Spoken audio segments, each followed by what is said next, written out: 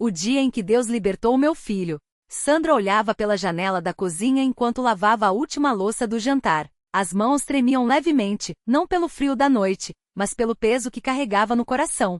Do quarto ao lado, vinha o som abafado de gavetas sendo abertas e fechadas. De novo, pensou, apertando os olhos para segurar as lágrimas. Seu filho, Lucas, de apenas 14 anos, estava lá, mais uma vez dominado por aquele impulso que ela não conseguia entender. Há 6 meses, Sandra havia notado os primeiros sinais.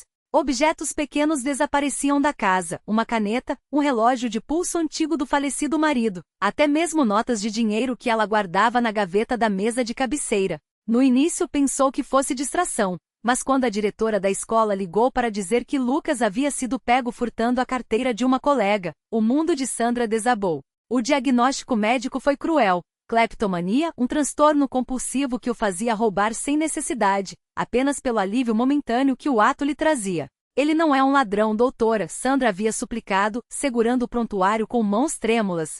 Meu filho é uma boa criança. É uma doença, Sandra, respondeu a psiquiatra. Vai precisar de terapia, remédios, acompanhamento. Mas os remédios davam sonolência a Lucas, a terapia era cara, e as recaídas frequentes. Sandra, viúva há 3 anos, trabalhava como costureira para sustentar os dois. As contas se acumulavam, e a vergonha a impedia de pedir ajuda. Até que numa tarde de sábado, enquanto voltava do mercado, passou em frente a um prédio simples, sem cruzes chamativas ou letreiros luminosos. Só uma placa discreta, Congregação Cristã no Brasil. Dentro, ouvia-se o som de vozes cantando, sem acompanhamento de instrumentos, apenas a melodia pura e sincera de Irmãos Unidos. Algo naqueles hinos a atraiu. Ela parou, encostou-se no muro e fechou os olhos. Se Deus existe, me ajuda, pensou. Não sabia que daquele momento em diante, sua vida mudaria para sempre. Na semana seguinte, Sandra entrou pela primeira vez na CCB. O ambiente era simples, bancos de madeira enfileirados, paredes sem adornos, irmãos e irmãs vestidos com modéstia, as mulheres com saias longas e cabelos presos, os homens de camisa social. Ninguém a olhou com curiosidade ou julgamento. Um irmão de rosto sereno aproximou-se. A paz do Senhor, irmã. É sua primeira vez aqui? Sim, eu só precisava de um lugar, gaguejou Sandra, sentindo o nó na garganta. Fique à vontade. O Senhor a trouxe até nós por um motivo. Ela sentou-se no último banco, próximo à porta, caso precisasse sair correndo. O ancião, um homem de cabelos grisalhos e voz firme, mas gentis, dirigia a reunião. Os hinos eram cantados com tanta convicção que Sandra sentiu uma estranha paz invadir seu peito. Quando chegou a hora das orações, os irmãos se ajoelharam, e ela, sem saber bem o que fazer, imitou-os. Ouviu pedidos por saúde, por família, por perdão. E então, como se algo a empurrasse, ela abriu a boca e sussurrou. Senhor, eu não sei se o Senhor me ouve, mas meu filho está doente. Não é culpa dele. Por favor, me ajuda. Ninguém a pressionou a falar mais, ninguém a julgou. Só ouviu, ao final, um amém sincero dos que estavam ao seu lado. As semanas passaram, e Sandra começou a frequentar a igreja com mais assiduidade. Levava Lucas às vezes, mas o menino resistia, envergonhado, achando que não merecia estar ali. Até que um domingo, depois de mais um episódio na escola, Sandra o segurou pela mão e disse: Vem comigo, filho. Não vamos sair daqui sem uma resposta. Dessa vez, Lucas não discutiu. Sentou-se ao lado da mãe, de cabeça baixa, enquanto os irmãos cantavam um hino Jesus, terno e misericordioso. Quando o ancião anunciou que era a hora dos testemunhos, Sandra sentiu o coração bater mais forte. Ela se levantou trêmula e começou a falar. Irmãos, eu sou nova aqui, mas Deus sabe o quanto eu preciso de ajuda. Meu filho, ele sofre com uma doença que o faz fazer coisas que não quer. Os médicos falam que é cleptomania, que não tem cura. Mas eu acredito que para Deus, nada é impossível. Peço que orem por nós. Silêncio. Depois, um irmão mais velho se levantou. Irmã, Deus ouve o clamor dos que sofrem. Não estamos sozinhos nesta luta. Outros se levantaram compartilhando palavras de encorajamento.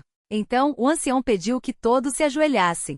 E ali, entre irmãos que nem conhecia direito, Sandra ouviu orações fervorosas, pedidos cheios de fé, nomes sagrados sendo invocados com autoridade. Lucas chorava baixinho, e ela o abraçou sussurrando. Deus está aqui, meu filho. Ele vai te libertar. Naquela noite, depois do culto, Lucas não conseguiu dormir. Ele e Sandra conversaram até tarde, pela primeira vez em meses.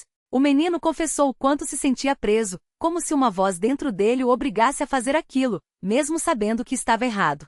Mãe, eu não quero mais ser assim, disse, com lágrimas nos olhos. Sandra o abraçou forte. Então vamos confiar em Deus. Amanhã, você vai falar com o ancião. No dia seguinte, o ancião ouviu Lucas com paciência, explicou sobre o poder da oração e da fé, e convidou-o a participar da próxima Santa Ceia. O sangue de Cristo nos purifica de todo pecado, filho. Não há mal que ele não possa vencer. Lucas aceitou. E naquela ceia, quando partiu o pão e bebeu do cálice, algo dentro dele mudou. Não foi imediato, não foi mágico. Foi uma certeza quietinha, como uma semente plantada no coração. As semanas se passaram, e os episódios de Lucas foram ficando cada vez mais raros. Até que um mês depois, a diretora da escola ligou para Sandra, desta vez com uma notícia diferente. Dona Sandra, não sei o que o senhor fez com o Lucas, mas ele mudou. Hoje, quando uma colega deixou a mochila aberta, ele foi quem alertou que o dinheiro estava aparecendo. Ele não só não pegou, como evitou que outros fizessem. Sandra chorou ao telefone. Naquela noite no culto, ela se levantou novamente para dar testemunho. Desta vez, não era um pedido, era um louvor. Irmãos, Deus ouviu nossas orações. Meu filho está livre. Não foi medicina, não foi força de vontade, foi a mão de Deus tocando nele. O culto inteiro se encheu de glórias a Deus e aleluia.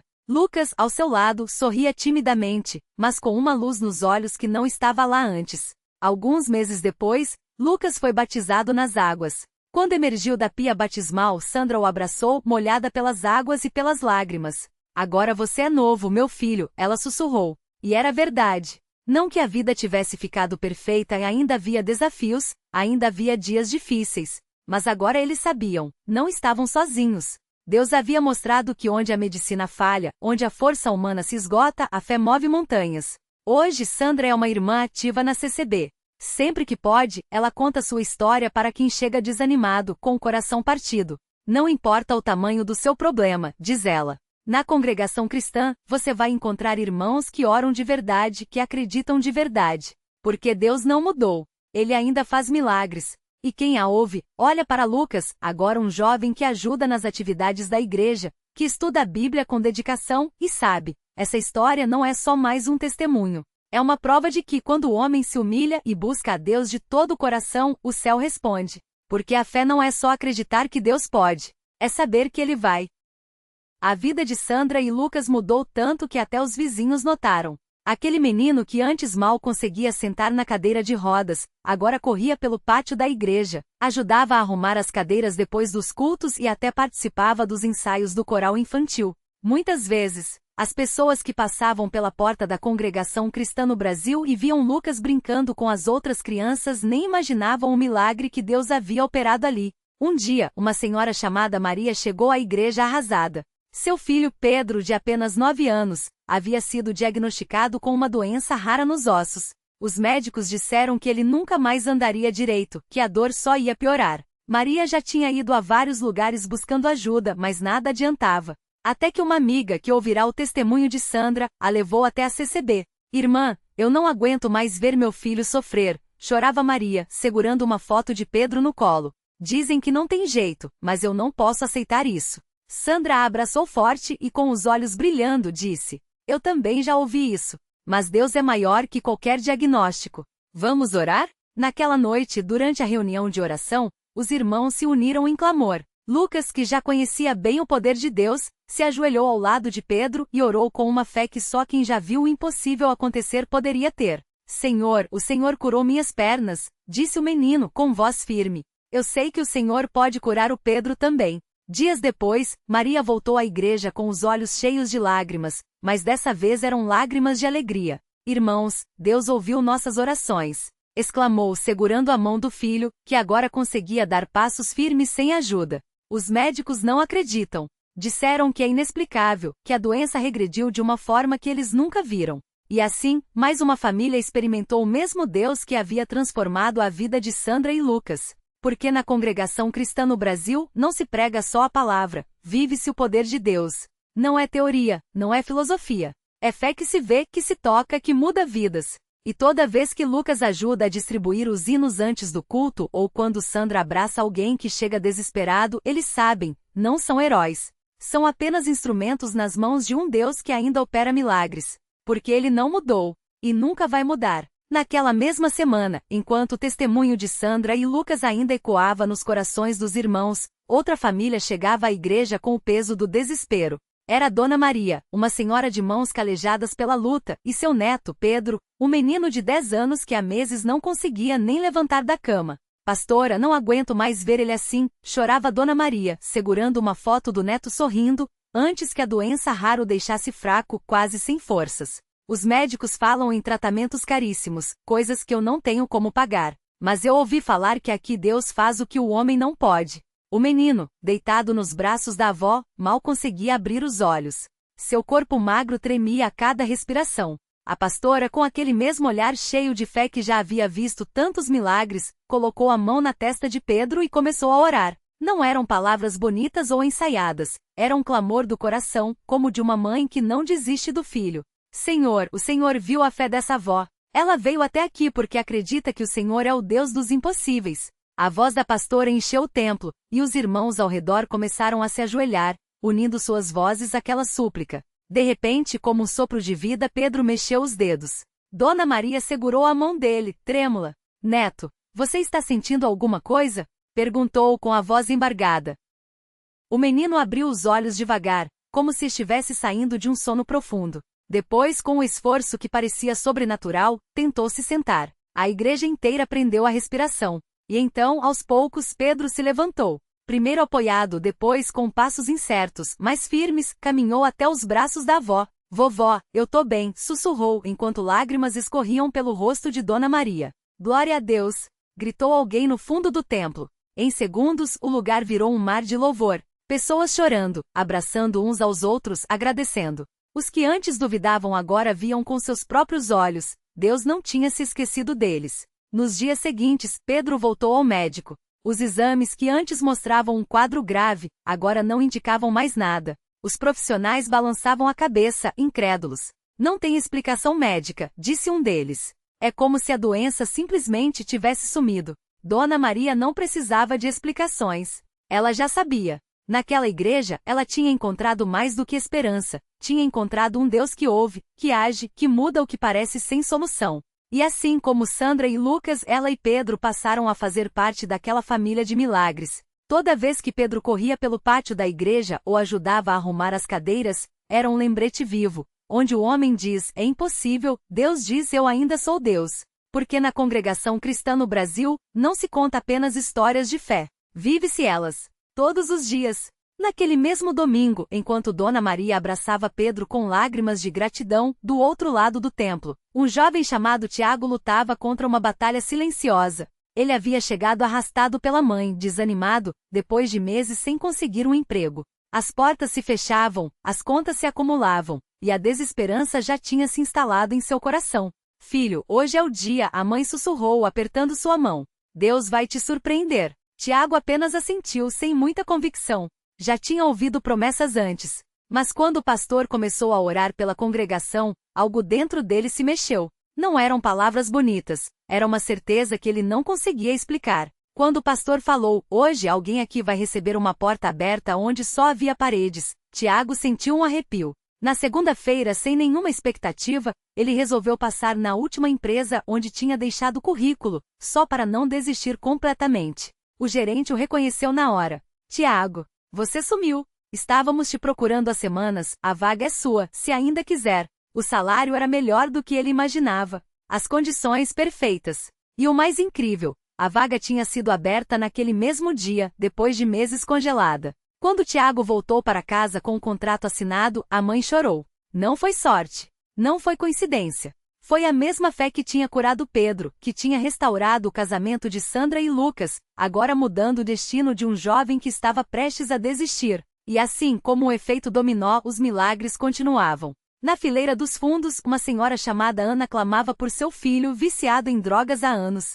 Ela já tinha tentado de tudo, clínicas, médicos, até ameaças. Nada adiantara. Mas naquela noite, durante a corrente de oração, ela ouviu uma voz no coração. Ele voltará. 3 dias depois, à 1h da manhã, a campainha tocou. Era ele sujo, magro, mas lúcido. Com lágrimas nos olhos, o filho abraçou a mãe e sussurrou. Mãe, eu tive um sonho. Um homem de branco me disse, vá para casa, sua mãe está te esperando. E eu não consegui resistir. Ana não precisou perguntar quem era o homem de branco. Ela já sabia. Porque na Universal, os impossíveis têm prazo de validade. E Deus, que não muda, continua escrevendo histórias onde o mundo só vê fim. Cada testemunho que subia ao púlpito não era apenas uma vitória pessoal. Era uma prova de que, quando a fé encontra a obediência, o sobrenatural se torna natural. E assim, entre lágrimas, sorrisos e corações transformados, a igreja seguia sendo o que sempre foi, um lugar onde Deus não só ouve, como responde. E a melhor parte? Essas histórias não são exceção. São a regra. Porque onde há um altar, há um Deus que ainda faz o que fez nos tempos bíblicos, e muito mais. Ana saiu do templo com o coração acelerado, mas uma paz que não vinha dela mesma. O sol da tarde batia forte nas ruas de São Paulo, mas ela mal sentia o calor daquele sonho, aquela voz. Não era coincidência. Era Deus falando, como tantíssimas vezes ela já tinha ouvido nos testemunhos. Quando chegou em casa, a porta estava entreaberta. Um cheiro de café fresco vinha da cozinha, e lá estava sua mãe, de pé, mexendo uma panela no fogão. Ana congelou. Os olhos se encheram de lágrimas antes mesmo que a razão entendesse. Mãe? A voz saiu trêmula, quase um sussurro. Dona Maria se virou lentamente com um sorriso que só quem já viu um milagre de perto conhece. Seus olhos, antes opacos pela doença, brilhavam. O rosto, que há semanas estava amarelado e marcado pela dor, agora tinha cor, vida. Minha filha, você demorou, disse a mãe, como se nada tivesse acontecido. Faz café para mim, que eu tô com fome. Ana correu para abraçá-la, sentindo o corpo quente, o cheiro familiar, a força nos braços que a apertavam de volta. Não havia mais dor, não havia mais fraqueza. Era ela. Era a mãe de Ana, curada. Como? Quando? Ana mal conseguia formar as palavras entre as lágrimas. Dona Maria passou a mão no rosto da filha, como fazia quando ela era pequena. Enquanto você estava na igreja, minha filha, eu senti uma coisa, uma luz, uma paz. Aí comecei a me levantar, devagar. Primeiro os dedos, depois as mãos, até que eu consegui ficar de pé. E não doía mais nada. Ela baixou a voz como se compartilhasse um segredo. Eu sei que foi Deus, Ana. Ele me tocou. Ana se lembrou das palavras do pastor na reunião. Deus não precisa de muito tempo para fazer um milagre. Às vezes basta um segundo de fé. E ali, naqueles poucos minutos, ela entendeu o que significava confiar sem ver, porque ela não estava lá quando o milagre aconteceu. Não viu a glória de Deus enchendo o quarto, não ouviu os anjos cantando. Mas não precisava. A prova estava ali, abraçada nela, sorrindo, viva. Naquela noite, Ana não dormiu. Ficou ao lado da mãe, ouvindo cada respiração, cada movimento, como se quisesse gravar aquele milagre na memória para sempre. E enquanto o relógio marcava as horas, ela fez uma promessa a Deus. Não ia apenas agradecer, ia contar, ia levar outras pessoas para conhecerem aquele que faz o impossível virar história. Porque se Deus podia curar um câncer em estágio avançado, restaurar um corpo que os médicos já tinham desistido, imagina o que ele não faria na vida de quem ainda nem tinha conhecido seu poder. No domingo seguinte, Ana subiu ao púlpito com a mãe ao seu lado. Dona Maria, que antes mal conseguia sair da cama, agora levantava as mãos para louvar com lágrimas de gratidão. E quando Ana começou a falar, não eram só palavras. Era a fé contagiante.